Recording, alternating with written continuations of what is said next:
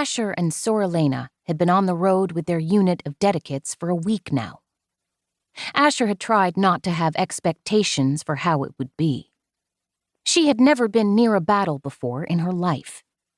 Many of her schoolmates had enlisted in the Sistelli infantry as soon as they turned 14. While they went off to the front lines, Asher had spent the last 5 years behind the walls of a holiest house, learning strategy, theology, scientific soteriology, and all the other subjects that formed the curriculum of a Sistelli Sor-Commander. Asher was not naive enough to believe her lessons could prepare her for the reality of war, but so far her duties on the march had been almost shockingly routine. Every morning, Asher assisted Sor-Elena with her standard self-maintenance, removing any dirt or grit that had worked its way inside the copper and iron of the SorCommander's carapace, and ensuring that any minor mechanical damage was resolved before it could worsen. Then Asher and Sor-Elena mounted their mules for the day's travel while the dedicates got into marching formation behind them. When they stopped, Asher rubbed down the mules, then used the last of the dying light to study maps of the terrain ahead.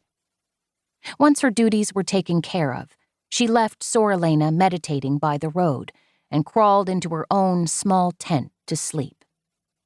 Sor-Elena, of course, didn't sleep anymore. The dedicates did sleep, but they generally pitched their own tents a respectful distance away and took care of their own food and maintenance. They were not as vulnerable to environmental damage as Sor-Elena. Their carapaces were overlapping plates of uniform dark mail, all heavy practicality with none of the handcrafted filigree and fanciful flourishes that the sisters who took the soul's habit forged for themselves. But unlike their SorCommanders, somewhere beneath all that featureless iron, they had a pulse and a heartbeat. Somehow that made them feel stranger to Asher than the habited sisters. But that was just unfamiliarity, or so Asher told herself, watching the gray hulk that was Sergeant Barguest come marching up from the dedicates' encampment for the regular evening briefing. Asher had now spent hundreds of hours studying under Sor Beatrice's unchanging crystal eyes.